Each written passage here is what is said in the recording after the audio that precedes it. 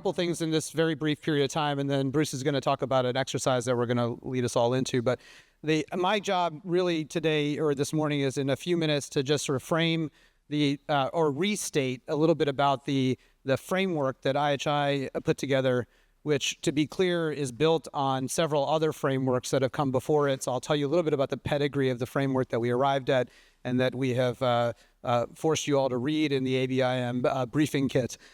So that is part of what I need to do, or what I want to do. I want to tell you about a project that IHI has been involved with at the behest of the ABIM Foundation to help build trustworthiness in healthcare, share a few of the preliminary results from that, and then talk mostly about acknowledgement, this idea that the first step in the building trust framework, especially for institutions and organizations, is about acknowledging past breaches of trust in order to start to move to solution finding.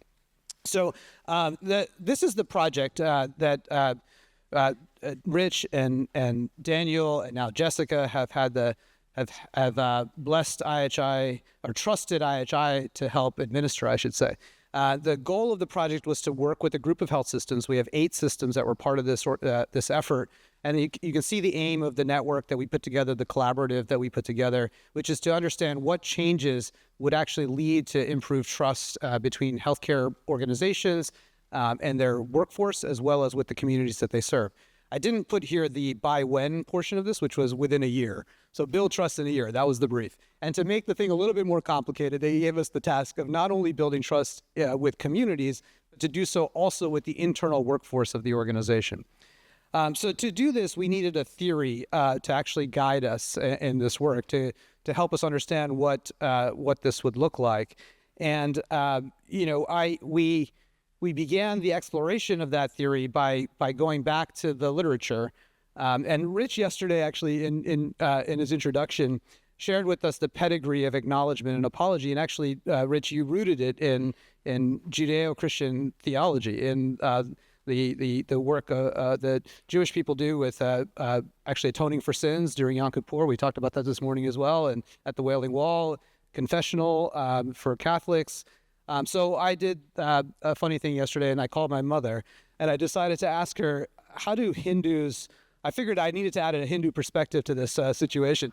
So I called my mom, and I said, Ma, because she's my trusted source for all things Hinduism, and I said, Ma, how do Hindus atone for sins? How do we acknowledge our past sins? And my mother said, actually, it was on FaceTime. My dad, I said when I was introducing this question, I said, there must be something in the Vedas or the Upanishads or something like that that describes this. And my dad pipes up from the background and says, have you ever met a Hindu who's read the Vedas? So that was pretty funny. My mother said, there is no such concept in Hinduism, which is interesting on its own. She said to me, God keeps score. That's the notion of karma. And then you get to reincarnate in a different form depending on how well you do during this present lifetime. And she said, because I know you fall on the atheistic spectrum of Hindus, she said, God keeps score for most Hindus, but for you, Mom keeps score. Which I had to appreciate, on some level. But anyway, I digress a little bit. So let me tell you about the way that we arrived at the trust building theory that we've bestowed upon this particular project. It started with this, actually. I think this was a conversation, Rich, and I don't know where Daniel is, but wherever you are, Daniel. I think Daniel might have introduced me to Francis Frey. I believe this is true. It was one of my first conversations. I had just taken the job as IHI CEO.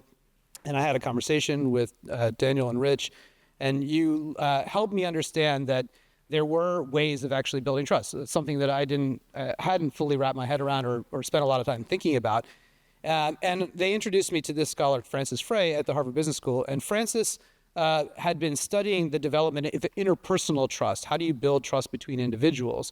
And the concept that she outlined was what I now think of as the trust triangle, because IHI does everything in triangles. And so it is this idea that we believe in empathy. We believe this notion that we can hear and listen and see the other individual who we're trying to build trust with. We have to actually care about the success of the other individual that you're trying to build trust with. Empathy is the starting point of any trust building relationship.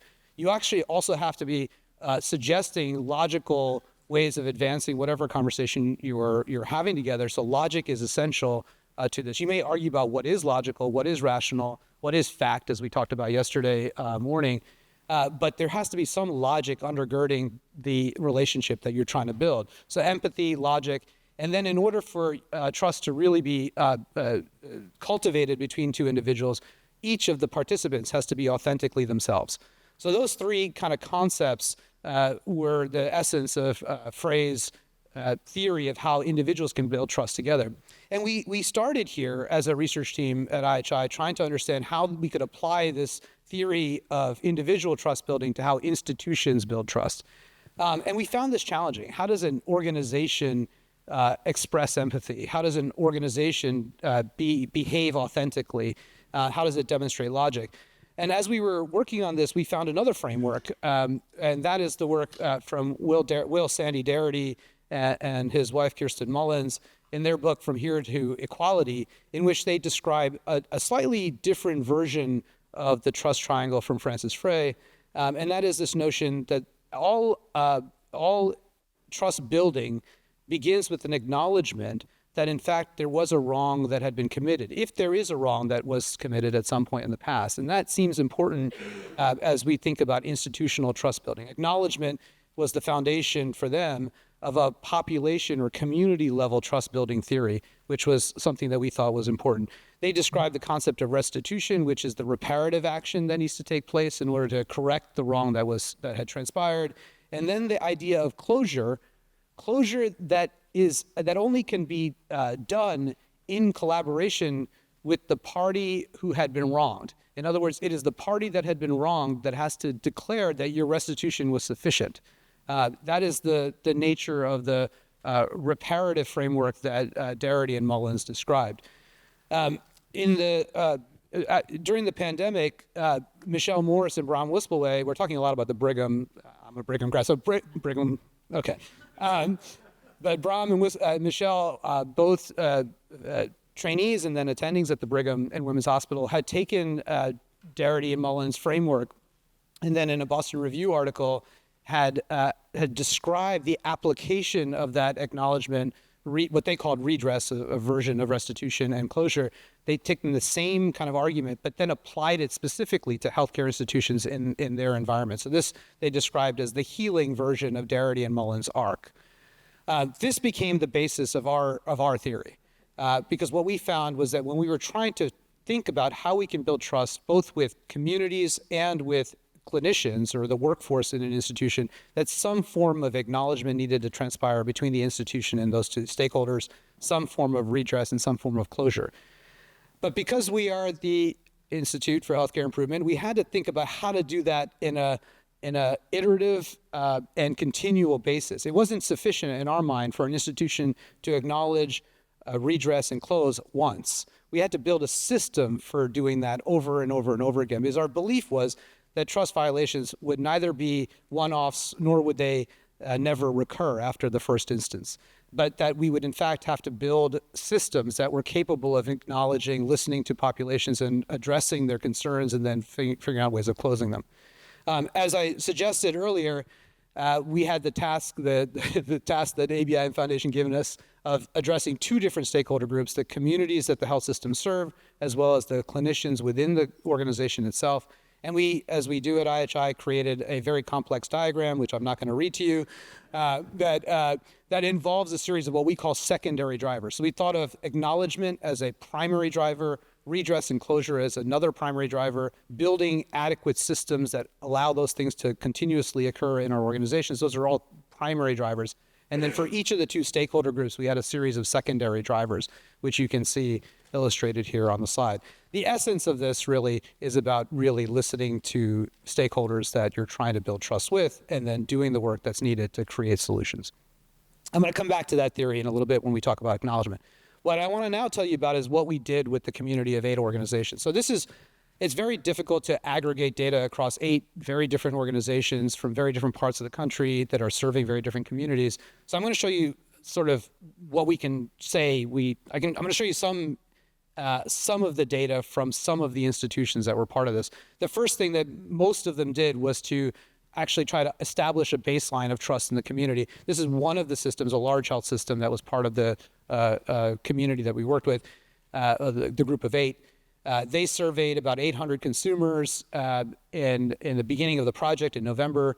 We gave them a set of questions, which they then slightly modified and then asked their stakeholders about. Largely, the data from this survey confirm information that Rich shared with you yesterday and that Tony talked about this morning from the Edelman Trust Barometer. Basically, the idea is that people trust their individual providers, but they don't trust the institution of healthcare as a whole. That's what this first slide basically demonstrates.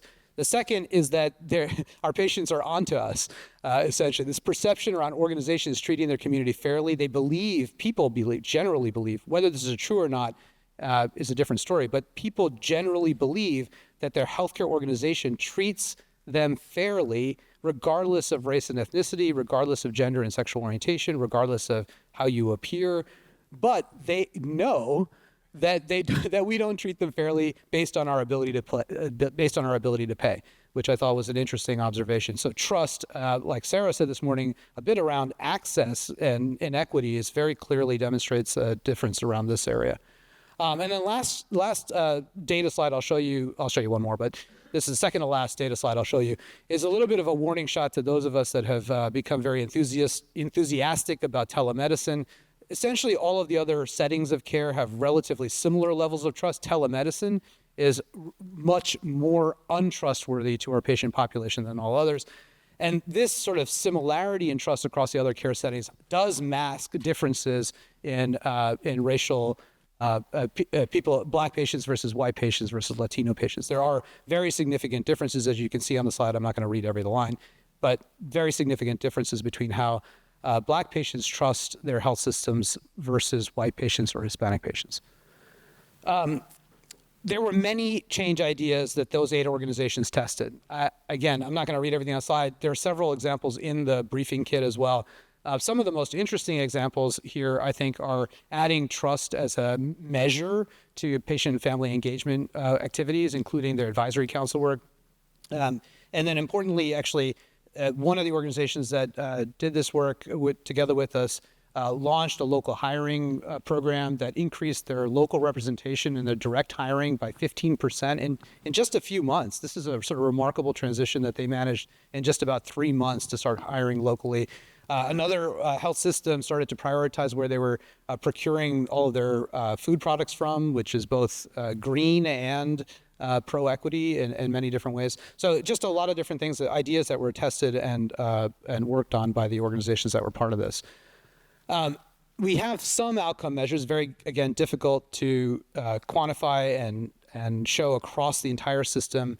But we do have some quantitative information that it shows that there is at least some directional movement towards increasing the trustworthiness of these organizations. Here I show you data from one of those organizations. This is the Glint Engagement Index, which I learned about as part of this project. I did not know it existed. But there are 41 domains in which employees are being surveyed to say, do you feel more confident, essentially, and trusting of your health system? And in, a relatively short period of time, many of these showed statistical significant improvements in trust, which to me was kind of remarkable, actually, in this very short period. Our qualitative information showed that essentially establishing the channels to have dialogue with our communities and our stakeholders was, in fact, probably the most important of the change ideas that were trialed. Okay, so that's the background on the project and some of the initial findings. What Jess and Bruce really asked me to talk about today is about acknowledgement. And I want to make this point. So you see the 3 drivers, the 3 secondary drivers of acknowledgement, which are about listening to the community or to your workforce.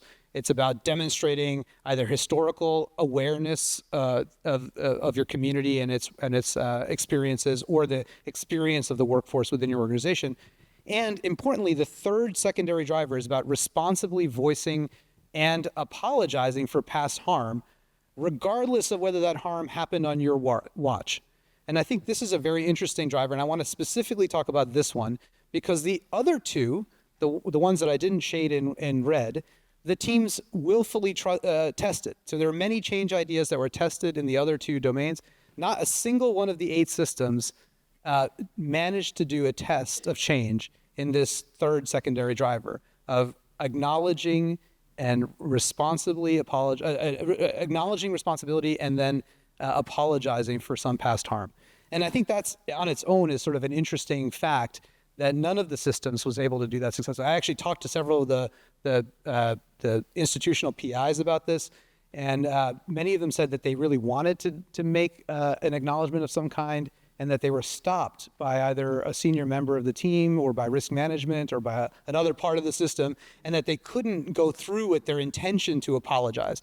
And I thought that was kind of interesting. So I don't have a story for you, Jess and Bruce, from one of the participating health systems. So I'm going to tell instead a story about IHI, because that's my experience and what I can really speak to about how we did some of what is demanded in this particular driver. So back in 2013, a group of staff at IHI, of mostly Black and some Latinx individuals, recognized that there was a potential. There was an article that the Disparity Solution Center had written in the Joint Commission Journal about how quality improvement work, the work of the Institute, could in fact widen disparities, or it could in fact reduce them. But unless we were consciously invested in understanding whether those disparities were getting worse or getting better, we wouldn't know. And when we looked at our own selves, this staff they said two things. One, they said, first, we've never asked that question of our own work at IHI. And second, the community that IHI serves looks very different than the community of IHI itself. Our organization was not particularly diverse at that time. And so they asked us to start looking into these two things. And we did. We went right to solutions. We started working on diversity internally. We actually essentially created an entirely different outreach system for hiring more diverse candidates, for hiring locally from our communities. We started to create different strategies for engagement and activation around diversity. We actually did improve the makeup of the organization very substantially. We went from essentially a 5 to 10% diverse people of diverse backgrounds in the organization to over 35% within a few years. We also did a study internally of our work. We looked at our 10 most successful quality improvement initiatives, projects that I had been involved with along with others. These are projects that we considered our most successful efforts on HIV treatment, on TB care, on cancer care, on diabetes. And very interestingly, we took 10 projects, a sample of 10. For 6 of them, we had no idea whether we had made inequities worse or better. For the 4 for which we had data available, we discovered somewhat alarmingly that for 3 out of the 4, we had made the disparities worse and not better, although we consider the overall aggregate performance better. So we started to include in our design efforts rules. We, again, went straight to solutions. We started including rules in our efforts around design for equity and ensuring that we were doing those things in our work. And importantly, that that was good and useful, but we still weren't, something was still not quite right for the staff that had encouraged us to look in this direction. So we set up an equity and culture team. We actually, in 2018, my predecessor revisited IHI's values. We wrote a different set of values as a whole community. It took us 6 to 8 months to do that. We included equity as one of our values. We included trust, actually, as one of our values in that effort. And still something wasn't quite right. Something we hadn't fully answered the issue or the question at hand. So when I took the job in 2020, it was the middle of the pandemic, my first meeting with the safe space, by now we had constituted safe spaces, what we call safe spaces for people of different backgrounds. We had a safe space for people of color, we had a safe space for people with disabilities, a safe space for LGBTQ staff, et cetera. So I went to the safe space for people of color, which, by the way, I had been a member of for many, many years, but now I was in a different position. And I asked them if they could tell me what was going on. Why we'd done all these things to improve our work, to make our work more equitable. Outwardly, we had added equity to the triple aim. We were doing so much to do what I thought was solving some of the concerns. And I will never forget what one of our staff said to me. She said to me, Kedar, we never took responsibility for the original sin of the organization, which was not to have minded these issues in the first place. Nobody in the organization had taken responsibility, she felt. And the group affirmed this notion. And so it's come somewhat spontaneously, I did, because I suppose I didn't think, I sort of didn't realize that that was even an issue. I hadn't realized or recognized that acknowledgement, and in this case, apology, was so vital to the organization and so vital to us moving forward. And so I did. I said, I understand, I acknowledge, and I am truly sorry that we haven't taken responsibility for what was happening in the organization prior to this time. And look, I'm sure that it's not, even today, it's not this is not the end of the story. We've written guardrails for how we should live our values. We've done a lot of additional work around, again, adding equity to AAA. We've completely redesigned our procurement process so that equity is considered. I can go on and on and on about all the things we've done from a solutions perspective, but none of those things would have mattered had I not had the opportunity to make that kind of acknowledgement and then to apologize firstly in this intimate environment, and then to the whole organization in a staff meeting.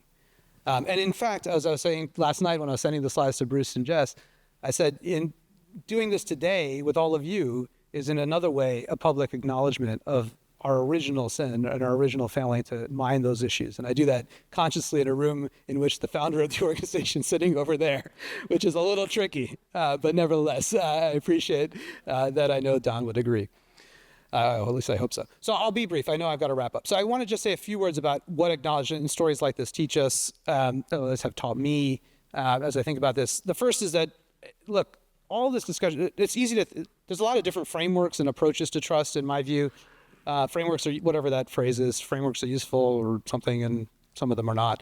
But trust, in my view, begets trust. You've got to start trusting. Acknowledgement, in my view, is a trust building act. When you say, I see you, I hear you, I recognize you, I believe you, that is a trusting act. And as a person in a position of power, to do that begins the virtuous cycle of trust rather than the vicious cycle of trust built or trust losing. The second is that all of you have heard of truth and reconciliation commissions.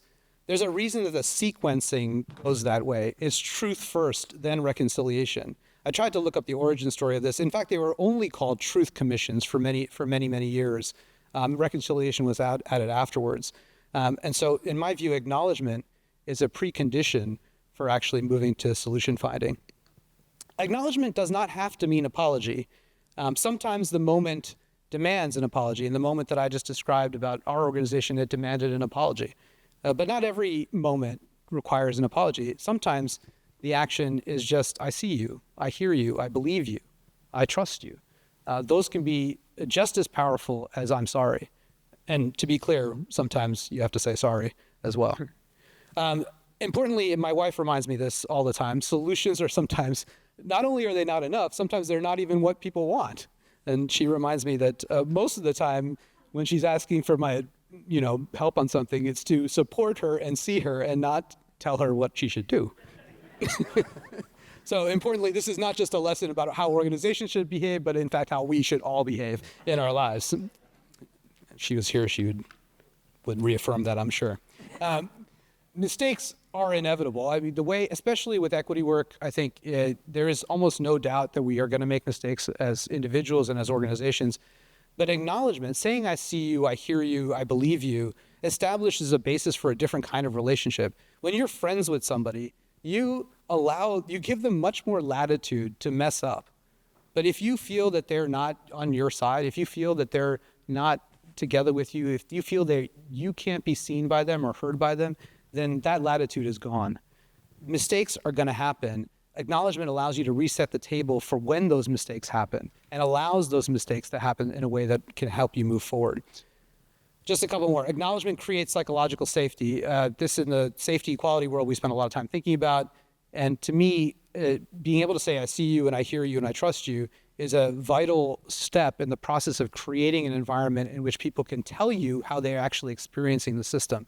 So if I didn't have that kind of acknowledgement in our system today, I can busy myself asking my staff how they feel about a system, our situation now, and they will not tell me the truth about how their experience is right now. Saying I see you, I hear you, I trust you, I believe you, allows for psychological safety to take place.